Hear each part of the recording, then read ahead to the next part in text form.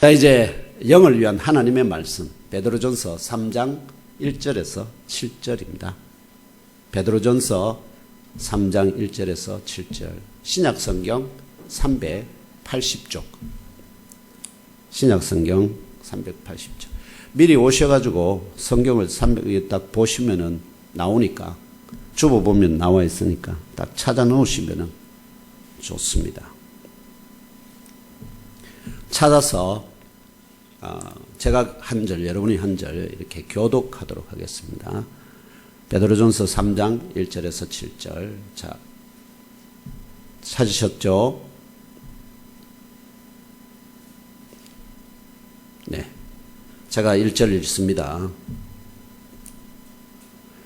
아내들아, 이와 같이 자기 남편에게 순종하라.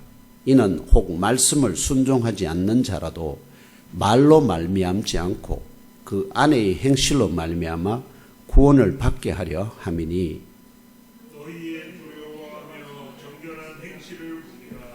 너희의 단장은 머리를 꾸미고 금을 차고 아름다운 옷을 입는 외모로 하지 말고 오직 마음에 숨은 사람을 온유하고 안정한 심령에 썩지 아니할 것으로 하라. 이는 하나님 앞에 값진 것이니라. 전에 하나님께 소망을 두었던 거룩한 부녀들도 이와 같이 자기 남편에게 순종함으로 자기를 단장하였나니, 사라가 아브라함을 주라 칭하려며 순종한 것 같이 너희는 선을 행하고 아무 두려운 일에도 놀라지 아니하면 그의 딸이 될 것이니라. 같이 함께 읽겠습니다. 시작. 남편들아, 이와 같이 지식을 따라 너희 아내와 동거하고 그를 더 연약한 그릇이요 또 생명의 은혜를 함께 이어받을 자로 알아 귀히 여기라.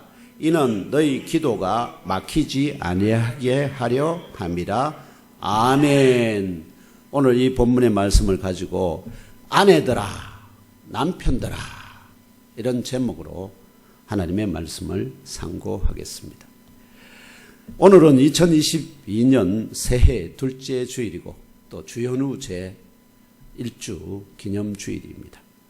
오늘 여기까지 선하게 인도하여 주셨고 또 2022년 새해도 아낌없이 복과 은혜와 사랑을 부어주시며 영생으로 인도하여 주실 주 하나님께 감사 경배, 그리고 서로 돌아보며 할렐루야로 그 이름을 송축하며 놀려드립시다. 할렐루야, 할렐루야. 예, 예. 보통 강사님들 오면 할렐루야 이렇게 하지 않습니까? 네.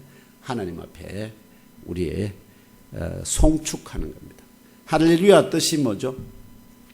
하나님을 찬양하라. 하나님을 송축하라. 찬양하라. 경배하라. 아시겠죠? 이런 뜻입니다. 2022년에도 세상에 더럽고 추한 것을 담던 쓰레기통과 같은 옛사람을, 겉사람을 더 온전히 벗어버리고 그리스도의 초림과 함께 재림을 기억하고 기념하며 우리는 기다리는 중에 있지 않습니까? 그런데 갓난 아기들 같이 늘 순전한 말씀의 젖을 사모해야 합니다.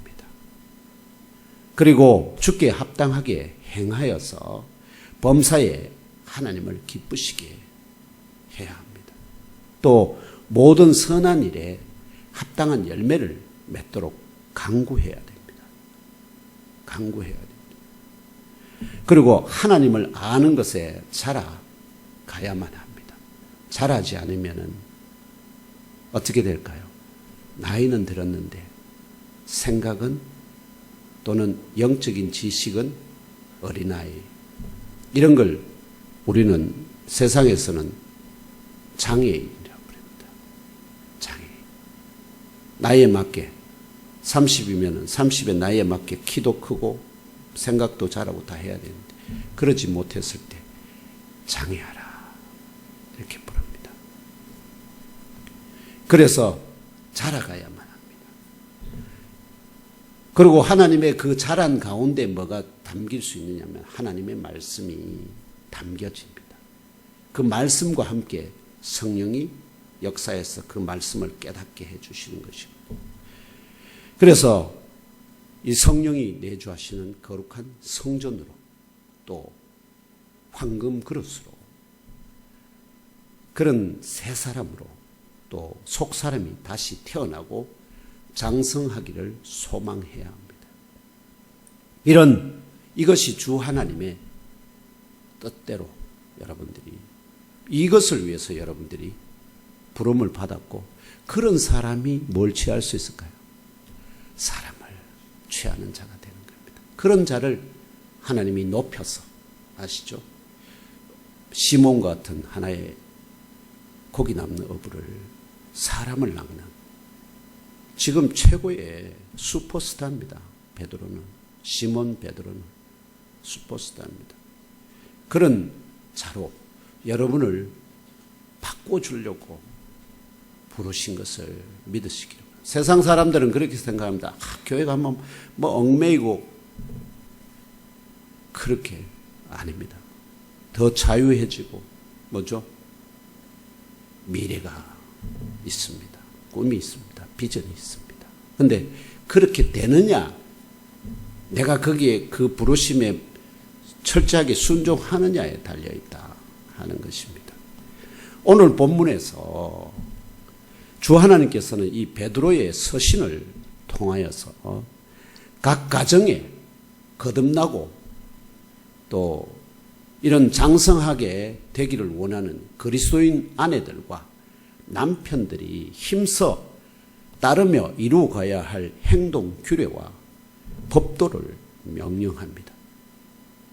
아시겠죠? 그리스도인인데 뭐죠? 복음을 전하는 사람으로 살아갈 수, 순전히 베드로와 같이 또는 사도들과 같이 결혼을 안 했습니다. 그들은 전부 다 어떻게요? 시몬 빼고는 다 미혼입니다. 그 미혼인 상태로 주를 위해서 자기들을 드린 자들입니다. 그렇게 살 수도 있고요. 또 베드로처럼 어떻게 해요? 가정을 이루어서 그 가정을 통해서 하나님께서 또 어떻게 해요? 역사를 이루어가도록. 그래서 남편과 아내로서의 가정에서는 그러면 어떻게 해야 되느냐? 아시겠죠? 대외 사람들에게 대해서도 할 일이 있는가 하면은 가정에서는 아내와 남편이 가정의 중심 아닙니까? 거기에 보면은 결국은 아이들도 있고 자녀들이 있지 않습니까? 근데 자녀들에 대해서는 베드로는 별로 얘기 안 하고 뭐에 대해서? 아내들과 남편들에게 주로 하나님의 뜻을 전하고 있습니다. 그 내용을 세 가지로 나누어 보면요. 첫째, 1절 전반부에서 아내들아 너희가 속한 그 남편에게 순종하라. 이 명령하는 배경과 그 목적이 무엇일까요? 이게 첫째 대지고, 둘째는 3절에서 아내들이 단장에 특별히 더 열심히를 기울여야 할 부분이 있다 하는 것입니다. 그 부분이 무엇일까요? 여러분 단장하고 아침에 단장하고 다 오시죠. 저도 뭐 세수하고 로션 그 스킨에 로션 조금 바르고 머리 빗고 다 이렇게 옷도 갈아입고 다 단장을 하지 않습니까? 근데 그 아내들이 가정에서 무엇에 더 어떤 단장에 더 신경을 써야 하는지에 대한 것입니다. 그 다음에 셋째가 7절에서 남편들아 내 아내를 귀히 여기며 동거하라 명령하는 배경과 목적이 무엇일까요? 이제 이러한 세 가지 대지인데요. 이런 세 가지 대지를 상고하면서 2022년 새해에 저와 형제 자매 여러분을 택정하여 하늘의 머리와 땅의 몸으로 이루어진 이 신령한 교회의 그 지체, 손과 발 또는 각각 부분들로 부르시고 거듭나게 하시어 장성하게 하시는 주 하나님의 뜻이 무엇인지 더욱 분명하게 깨달아 하시는 은혜와 복이 여러분 각자 안에 충만하게 임하기를 축원합니다. 네, 이 복을 여러분 꼭 오늘 받으시기를 바랍니다. 지금 오늘 여기까지 저와 형제 자매 여러분의 여러분도 성령의 인도하심을 따라서 하루하루 이어지는 영적 실험과 영적 전투 현장 속에서 사람을 취하는 군사로 훈련받고 온전히 연단되며 장성하게 되는 과정에 있습니다. 아시겠죠? 지금 그렇게 이루어져 가야 되는 과정이 있습니다. 이 훈련과 연단의 과정을 통하여 저와 여러분 모두가 새 사람을 입어 거듭나고 잘 훈련되고 온전히 장성하여 합당하게 또 크게 쓰임 받으시기를 축복합니다. 예, 그것이 저의 소원이기도 하고 또 하나님의 여러분들을 우리를 향한 뜻이기도 합니다. 이 뜻을 어떻게 하면 이루어질지 첫째 대지부터 상고해 보겠습니다. 1절 전반부에서 아내들아, 먼저 아내들에게 말합니다. 왜 아내들에게 먼저 말하느냐? 남자들은 주로 생활 가정에 속하긴 하지만 생활 환경이 어디입니까? 주로 가정 밖이죠. 가정 밖이. 그래서 가정 밖이기 때문에 미리 먼저 사환들아, 사랑하는 자들아, 사회생활하는 사람들을 주로 먼저 얘기를 했고요. 여기는 가정생활이기 때문에 그 가정생활에서 가정의 가사 업무를 전담하고 자녀들을 양육하는 책무를 누가 다 지고 있느냐? 아내들이 지고 있기 때문에. 그래서 가정의 중심은 아내들이 될 수밖에 없는 거예요. 그 아내들을 향해서 그래서 먼저 메시지를 주는 겁니다. 그래서 오늘 본문은 헬라어 원어에서는 이와 같이 혹은 동일하게라는 말로 시작합니다. 거기서 우리 1절에 아내들아 이와 같이 이렇게 돼 있잖아요. 근데 헬라어 원어에는 이와 같이가 먼저 나옵니다. 이와 같이 아내들아 이렇게 합니다. 아시겠죠? 그러면은 이와 같이 하는 거는 앞에 뭔가 내용을 따라서 이와 같이 동일하게 이런 뜻이거든요.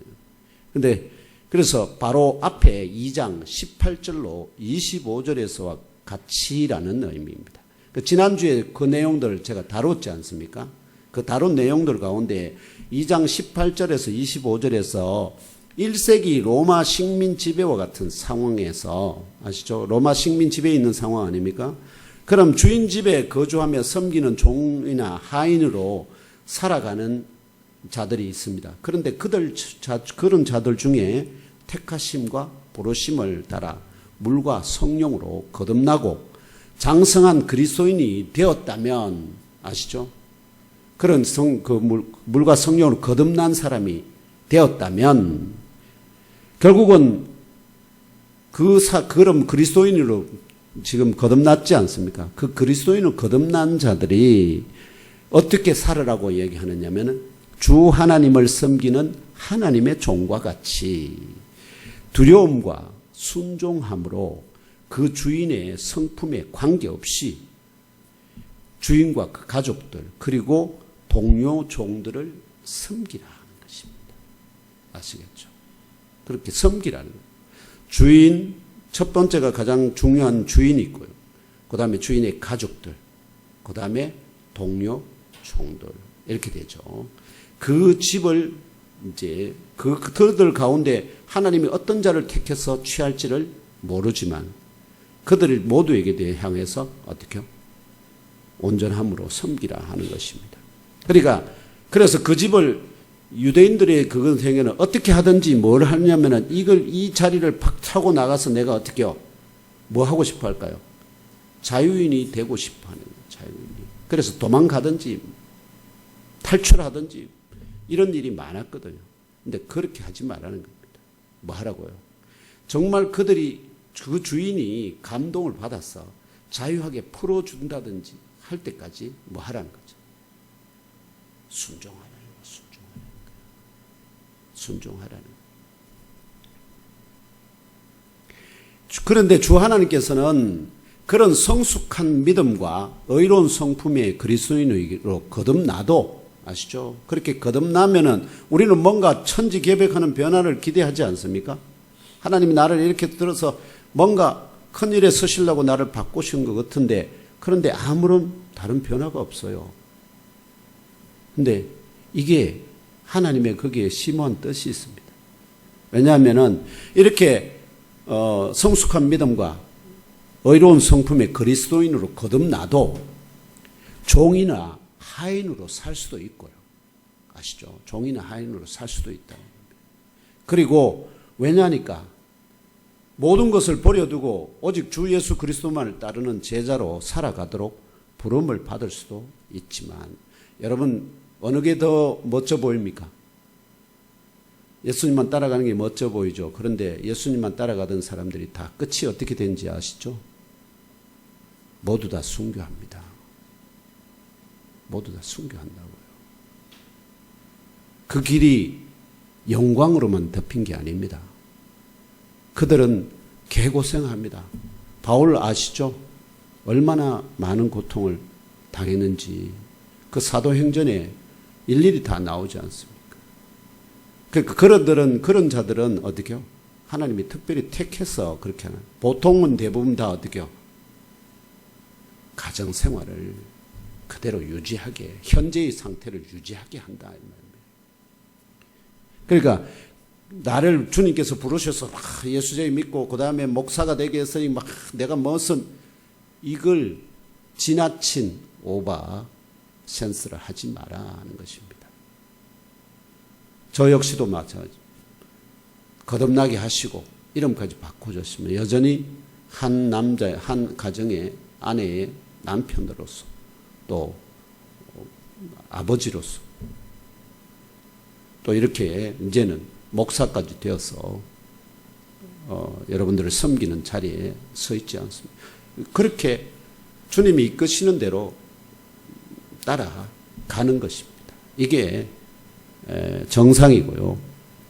문제는 이렇게 가정의 한 성도로서 또는 이렇게 전임 사역자로서 이렇게 섬길 수는 있는데 그들 모두에게 뭐가 임하느냐 하면은 이 세상의 길을 걸어가는 중에 부당하게 만나거나 까닭을 알지 못한 채 당하는 고난이 있을 것을 먼저 독생자, 하나님의 독생자 주 예수 그리스도의 공생애를 통하여 분명하게 보여주셨습니다.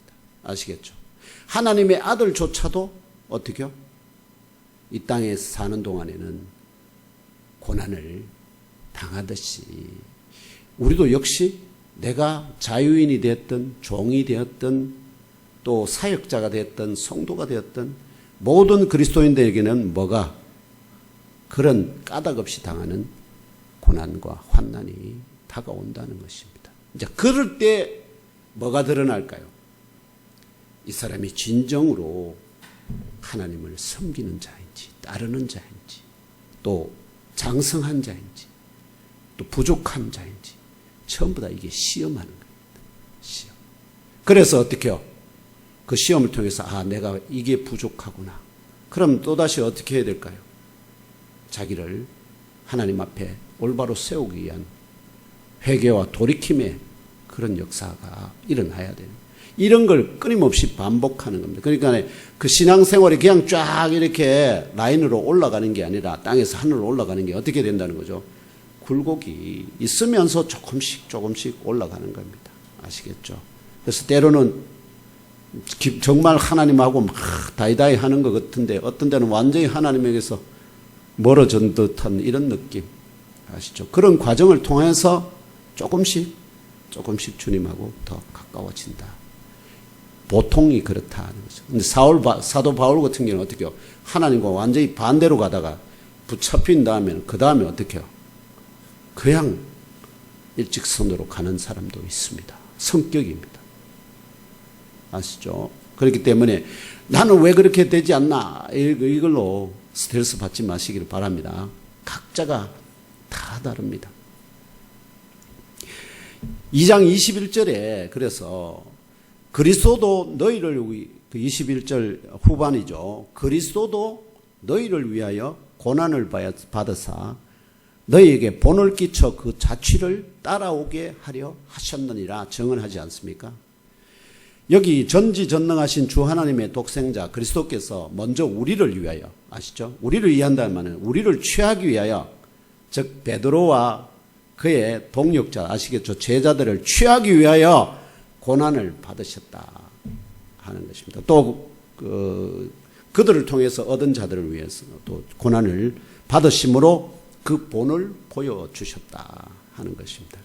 이 정언에 등장하는 본이라는 단어가 굉장히 중요한데요.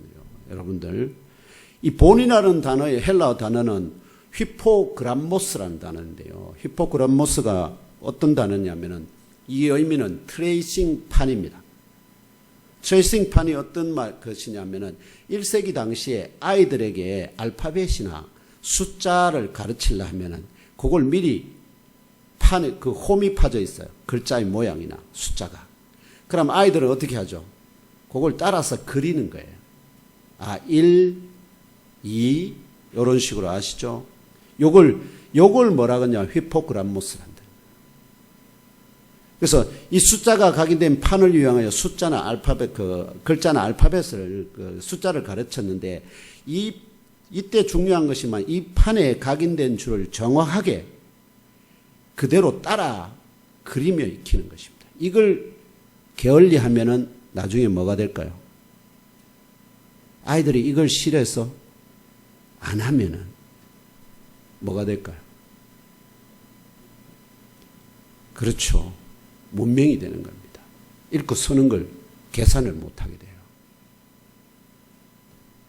오늘날에도 어린아이들이나 애에게 글자나 숫자를 가르칠 때 미리 점선으로 표시된 라인을 따라서 그리지 않습니까? 우리 한자 배우려 하면은 그 획까지 다, 그죠? 숫자 뭐부터 먼저 그려야 되는지 이것까지 다 나와 있지 않습니까? 그렇게 그리게 함으로 익히는 것과 동일합니다. 어릴 때부터 이것을 온전히 따라 그리지 않으면, 아시죠? 어릴 때부터 이걸 그리지 않으면 문명이나 지능이 발달하지 못하여서 지식을 습득하지 못하는 미성숙의 사람이 될 수밖에 없습니다. 이해되시죠?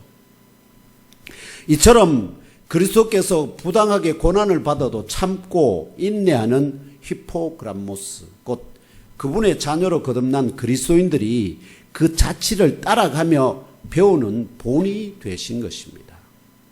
이 본을 온전히 따라 철저히 익히지 않으면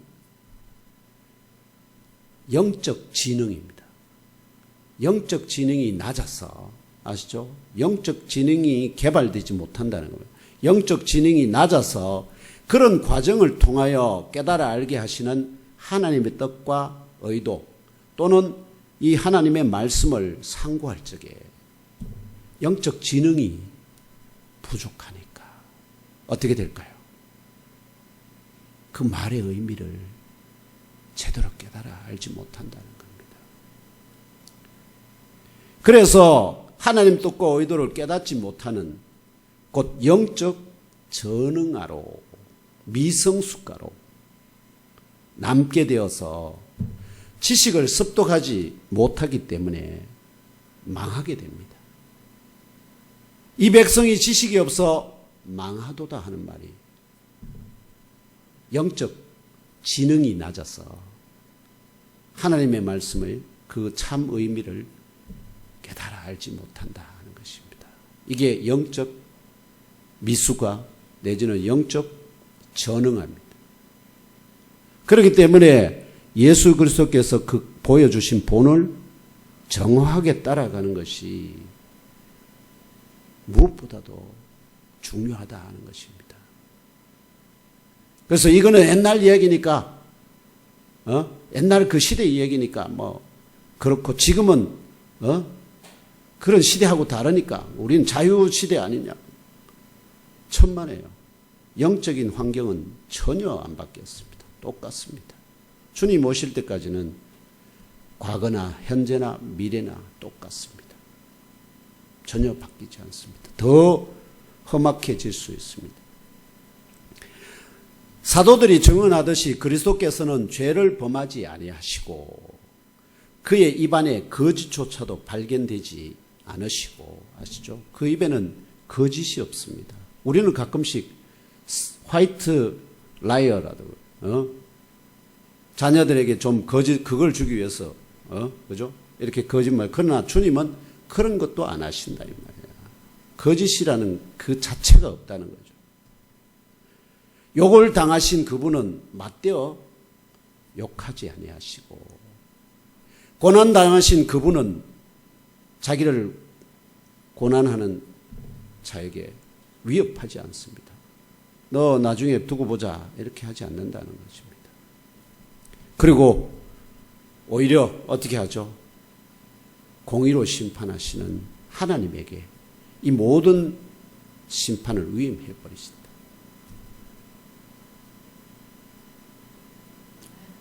더 나아가서 그까지 그분이 친히 나무에 붙어서 원어를 제가 그대로 여러분들이 나무에 붙었어요. 자기가 그 나무에 붙어가 그 자신의 그 몸 안에 우리 죄들을 짊어지셨습니다. 이는 우리가 그 죄들에게는 죽고 그 의에게는 살려 함입니다. 그분의 채찍에 맞음으로 우리는 고침을 받고 우리의 병이 온갖 더러운 병들이 고침을 받게 되었습니다. 이와 같이 영적으로 미성숙한 어린아이는 어쩔 수 없습니다. 그렇죠. 아직 장성해야 되니까.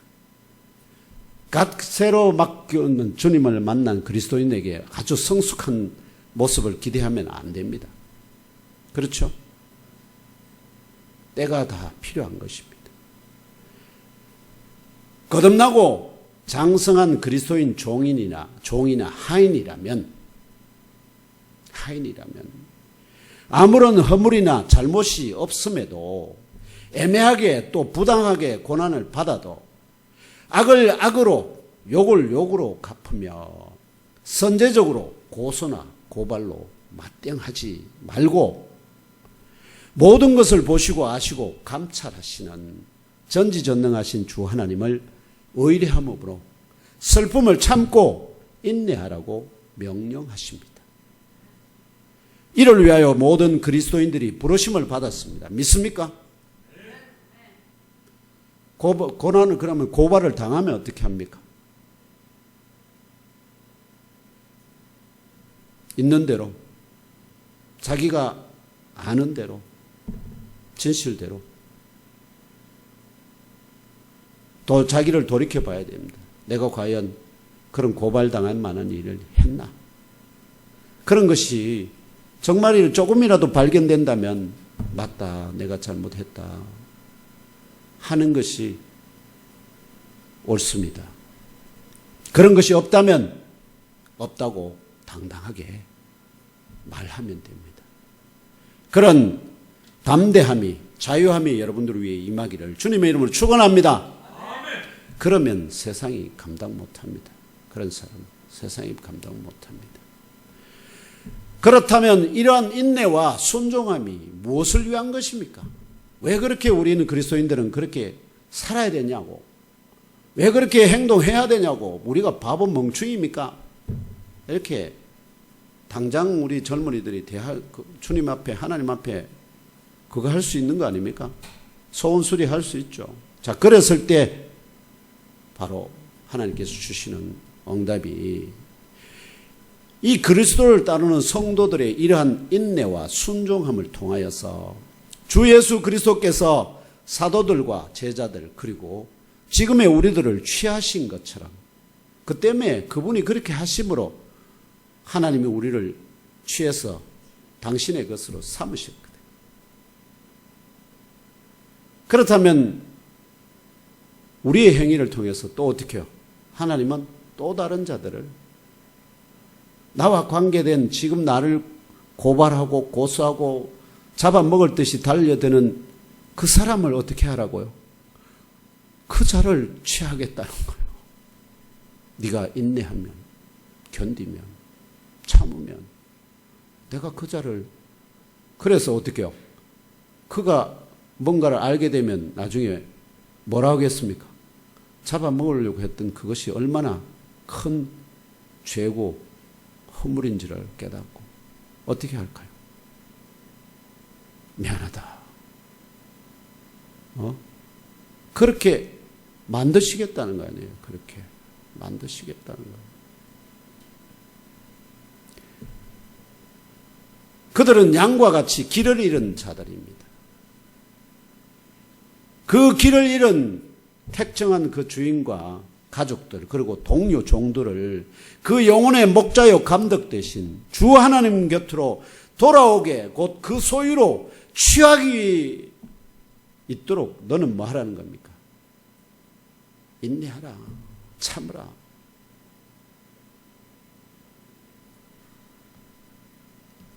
이를 위하여 시몬과 제자들 그리고 오늘의 저와 형제자매 여러분 모두를 포함한 그리스도인들이 부름을 받은 것입니다. 지금 근데 이런 모습을 이 나라 교회들이 그리스도인들이 알지도 못하고 상실하고 살아간다는 겁니다. 이게 정말 웃기는 현실 아닙니까? 주께서 분명히 말씀하시는데 1년 365, 5주 22주 온갖 교육 프로그램과 이런 걸 통해서 그렇게 훈련하고 교육하는데 왜 안 되냐 이거야. 왜 안 되느냐고요. 저와 예몸교회 형제자매 여러분은 이런 하나님의 부르심의 그 뜻을 분명하게 깨달으시고 그리스도의 본을 철저하게 따라가는 그래서 장성한 그리스도인들로 세워지기를 주님의 이름으로 축원합니다. 이 시대에 그런 사람이 너무나 적기 때문에 한 사람이라도 그런 사람이 세워지면 하나님은 역사를 새롭게 쓰실 수 있습니다. 희귀할수록 어떻게요?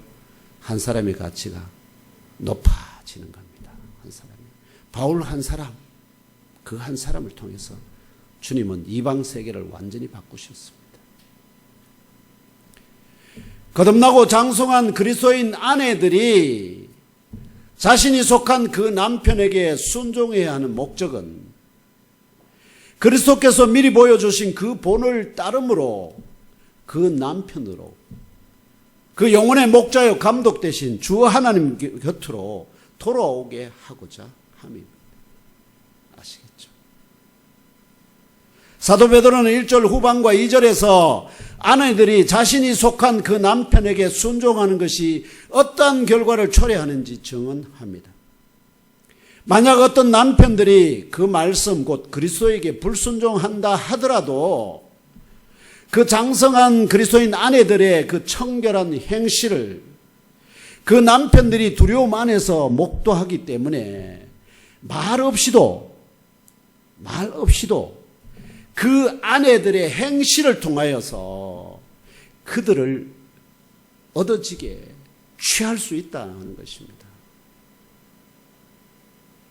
바로 그리스도의 본을 따라 걸으며 행하는 성숙한 아내의 행실이 아내가 잔소리같이 하는 그 말보다 남편과 자녀들에게 더 큰 권능과 울림을 일으킬 수 있다는 뜻입니다. 이해되십니까? 이것이 가정에서 하나님이 아내로서 내가 알고 행해야 할 행동 규례와 모범이고 또 힘써 지켜야 할 명령입니다. 아마 내가 옛날에 이런 것을 알았다면 얼마나 좋았을까 하는 생각이 들기도 하실 겁니다. 근데 젊은 또 처녀들은 또 이 말이 또 안 맥힐 수도 있습니다. 내가 그걸 뼈저리게 느낀다는 것은 이미 뭐죠? 그런 과정을 거쳐서 후회스러운 면들이 있기 때문에 지금이라도 그런 걸 뼈저리게 느끼는 것은 또 다른 영적으로 낳을 자녀들을 아시겠죠? 교회 안에서 그런 자녀들을 하나님 앞으로 성숙하게 이끄는 본이 될 수 있기 때문에 지금도 그것이 중요합니다. 사도 바울도 에베소서 5장 22절로 23절 그리고 골로새서 3장 18절에서 아내들아 남편들에게 순종하라 명령합니다. 연속하여 함께 읽으며 알아봅시다. 시작. 아내들이여 자기 남편에게 복종하기를 죽게 하듯 하라. 이는 남편이 아내의 머리됨이 그리스도께서 교회의 머리됨과 같음이니 그가 바로 몸의 구주시니라. 아내들아 남편에게 복종하라. 이는 주 안에서 마땅하니라. 아멘. 여기서 복종하라는 단어와 베드로가 말하는 순종하라는 단어는 다 동일하다. 휘프터스라는 단어 동일합니다. 그 휘하에 굴복하라 이런 뜻입니다. 여기 오늘 예몸교회 주일 예배에 참석하신 아내들 여러분은 어떻게 생각하십니까? 장광숙 권사님 아내 되죠?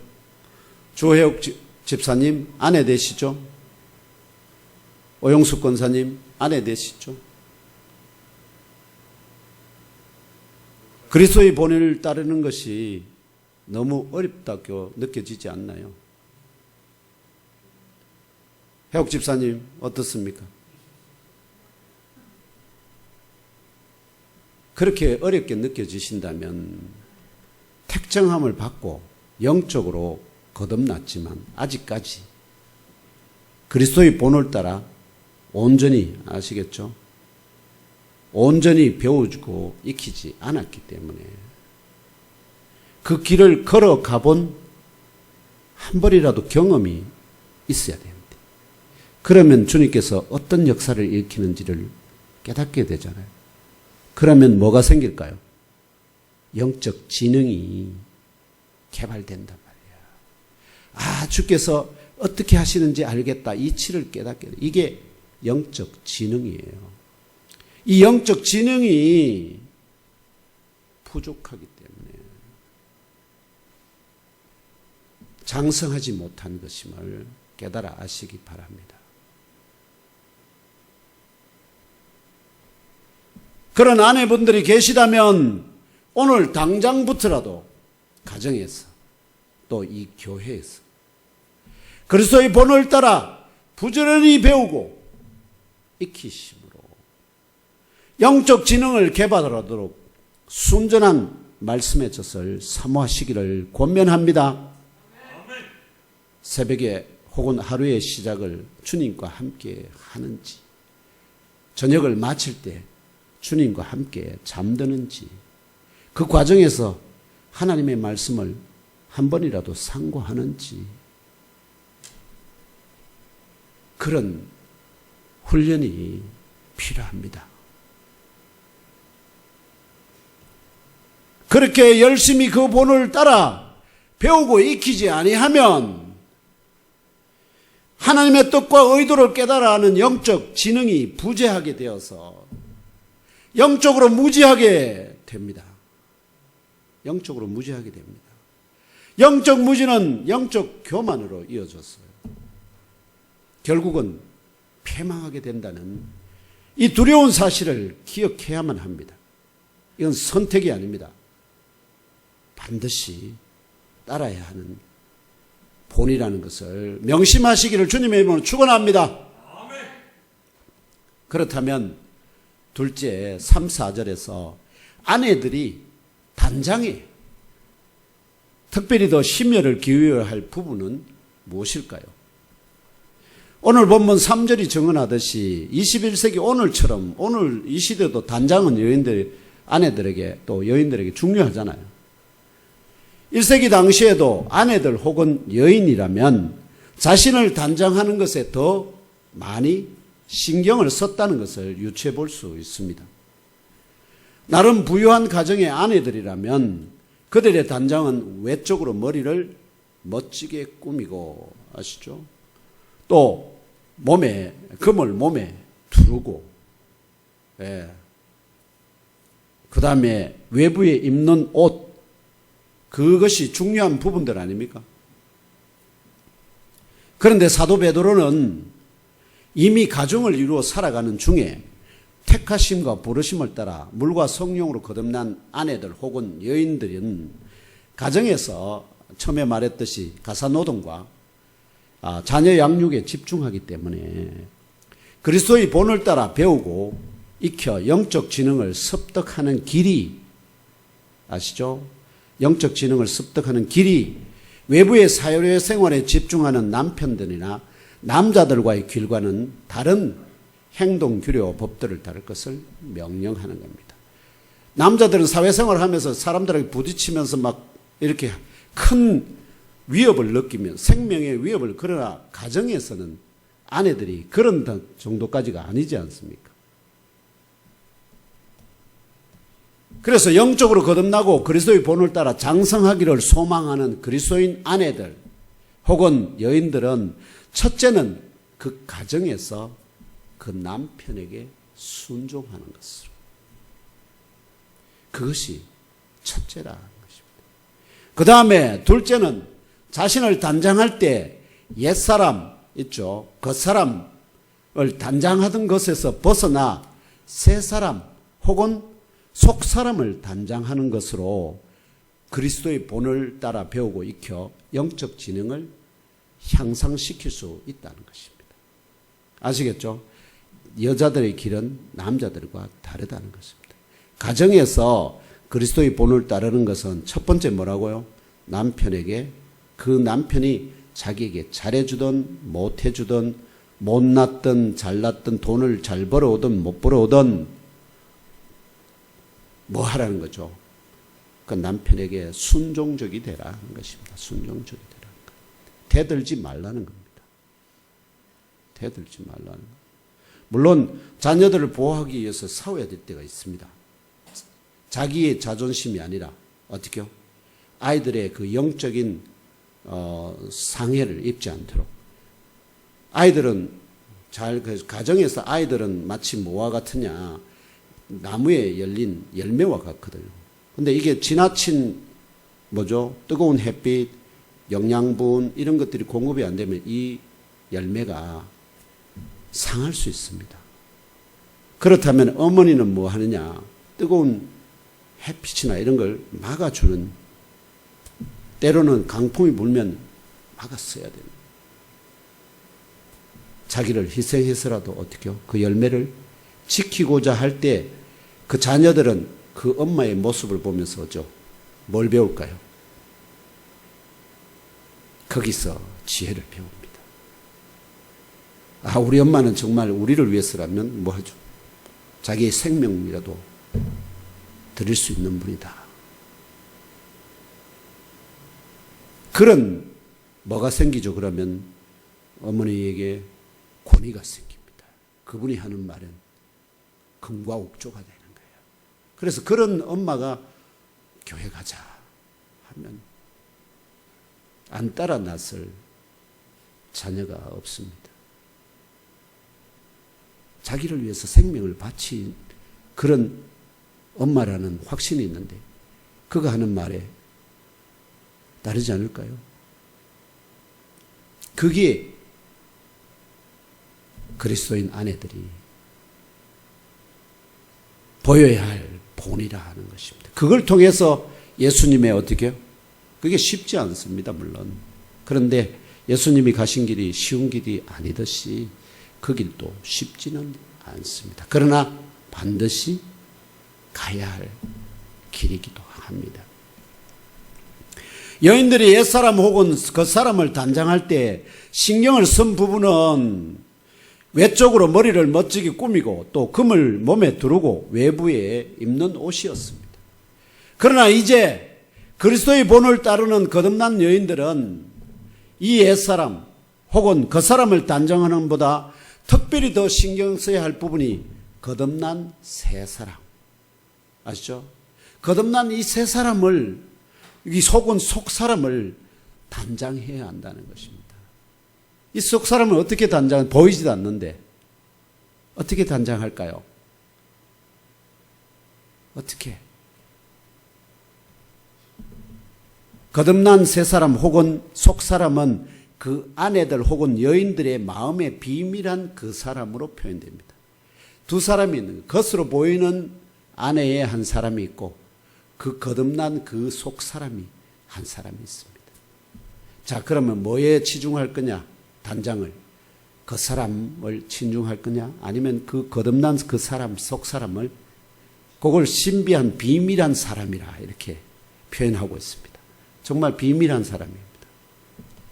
이 거듭난 새 사람 혹은 속 사람이 썩지 아니할 곧 온유하고 그리고 안정한 영 안에서 단장하는 것이다. 성령 안에서 단장하는 것이다.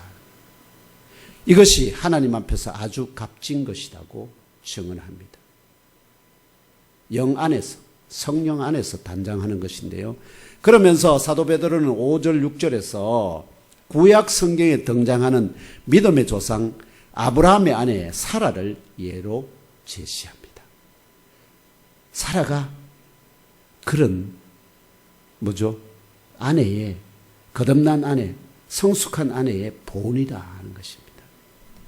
왜냐하면 이와 동일하게 과거에 그리고 하나님을 향하여 그 소망을 품었던 거룩한 아내들도 아브라함이 부름을 받았지만 아브라함이 아무리 가고자 한다 하더라도 사라가 아내가 어떻게요? 협력 안 하면 일이 안 되죠. 그러니까 그도 같이 그런 하나님의 부르심에 동력에서 따라 나섰다 하는 것입니다. 이런 거룩한 아내들도 자신이 속한 남편에게 순종함으로 자기 자신을 단장하였다 하는 것입니다. 여기도 뭐가 나옵니까? 남편에게 순종함으로. 즉 사라는 어쩌면 사례는 이 사례라는 이름의 뜻이 뭔지 압니까? 원래 하면은 뭘까요? 그 의미의 뜻이 지배하는 이런 뜻입니다. 지배하는. 그러니까 처음부터 상당히 좀 지배하는 위치에 있는 여인이었다 하는 것을 알 수 있습니다. 사례. 그런데 사례를 하나님께서 이름을 창세기 17장에서 이름을 바꿔줍니다. 뭘로? 사라. 사라의 이름의 원뜻은 열국의 어머니. 아시죠? 단순한 지배자가 아니라 열국의 어머니란 말이에요. 이렇게 이름을 바꿔지. 결국 이름이 바꿔준다는 건 뭐라는 거 지난번에 말씀드렸죠? 하나님이 거듭났다 하는 것에 대한 상징입니다. 그래서 예로서 사라가 아브라함을 주라 호칭한다고 합니다. 근데 겉으로 주라 호칭한 적이 한 번도 없습니다. 사라가 주여 이렇게 아브라함을 부른 적이 한 번도 없어요. 그런데 이상하잖아요. 뭐라고 그러죠? 사라가 아브라함을 주라 호칭한 것으로 그 남편에게 순종했듯이 선을 행하는 것 그리고 어떠한 두려운 일에도 놀라지 않는 것. 사라가 사실 90이 돼가 89세 아니었습니까? 하나님이 나타나셔가지고 그 이름을 바꿔주시면서 뭐 했었죠? 내년 이맘때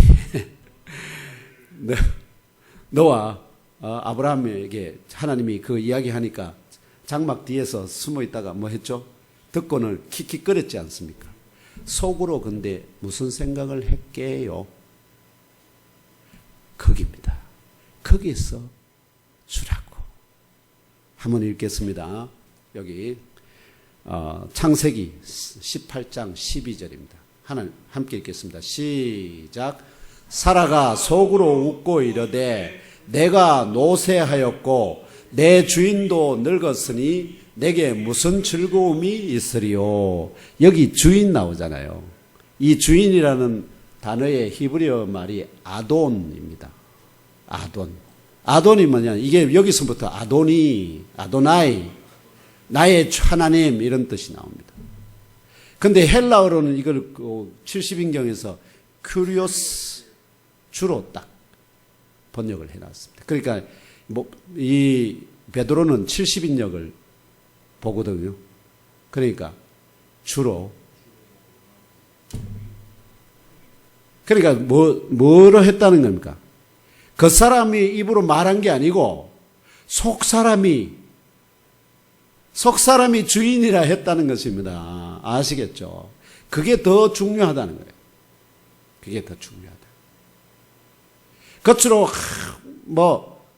이렇게 하는 것도 중요하지만 그 속 사람이 진심으로 자기 남편을 뭐라고 한다고요? 주님을 대하듯이 대한다. 하나님을 대하듯이 대한다는 것입니다.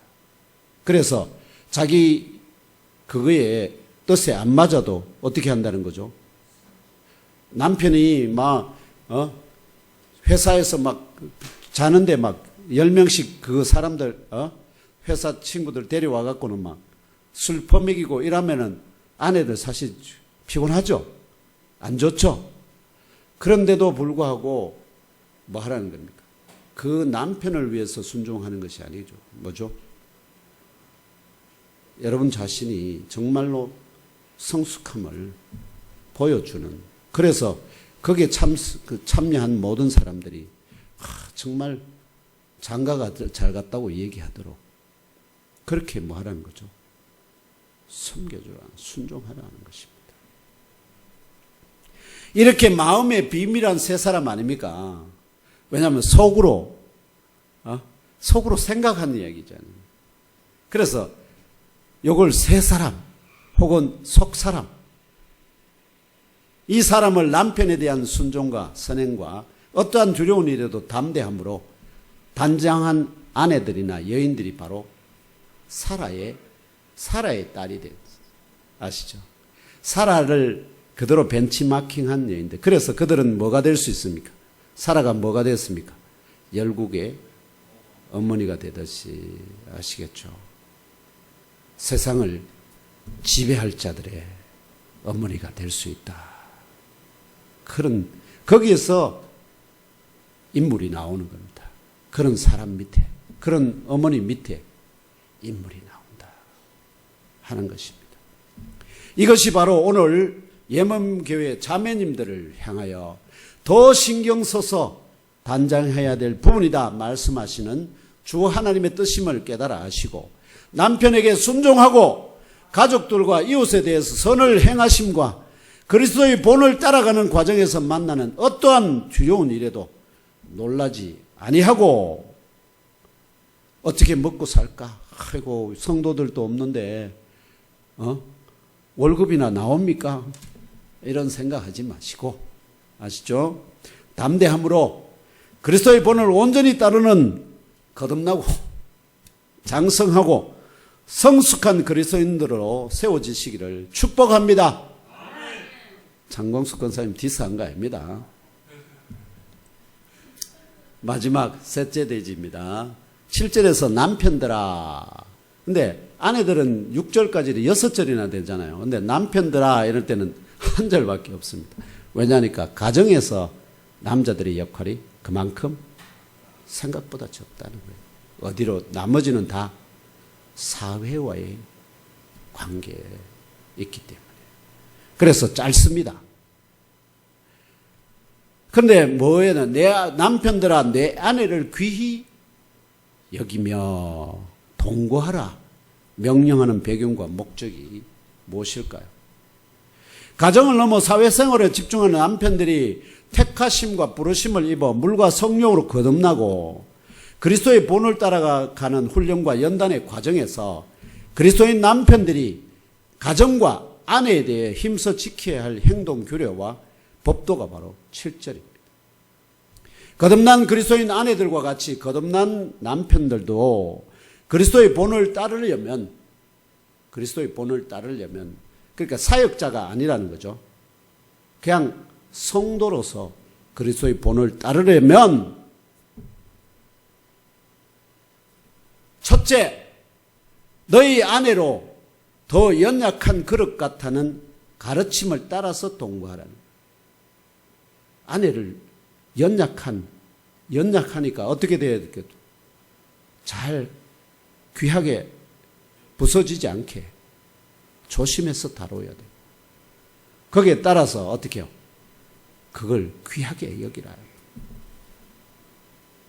민지윤 집사님 앞으로 만날 그런 아내를 더 연약한 그릇으로 하시고 귀하게 여기는 그런 남편 되시기를 주님의 이름으로 축원합니다.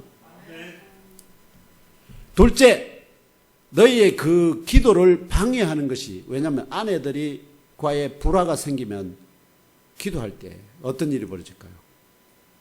기도도 되지 않을 뿐더러 속에 분이 있기 때문에 기도가 안 됩니다. 기도가 되지 않을 뿐만 아니라 그런 기도를 하나님 앞에 내뱉는다고 해도 어떻게 해요? 하나님이 아내 한 사람도 그거 하지 못하면서 그 기도 안 받아. 이렇게. 그래서 방해하지 못하도록 아시겠죠? 그렇게 하지 않으려면은 어떻게 해요? 생명의 은혜를, 이 사람이 나와 함께 생명의 은혜를 함께 유업으로 받을 자처럼 생각하고 또 귀히 여기라 하는 것입니다. 사도 바울도 에베소서 5장 25절과 골로새서 3장 19절에서 남편들로 하여금 아내의 사랑할 것을 명령합니다. 여기는 오늘 베드로는 사랑에 대한 얘기는 안 하잖아요. 근데 바울은 철저하게 사랑을 강조합니다. 함께 연속하여 함께 읽으며 알아봅시다. 시작. 남편들아 아내 사랑하기를 그리스도께서 교회를 사랑하시고 그 교회를 위하여 자신을 주심같이 하라. 남편들아 아내를 사랑하며 괴롭게 하지 말라. 아멘. 아시죠? 이것이 바로 오늘 예몸교회에 거듭난 그리스도인 남편들이 그리스도의 본을 따라 배우며 익히며 영적 지능을 습득하고자 한다면 힘써 지키도록 명령하시는 주 하나님의 뜻임을 깨달아 아시기 바랍니다.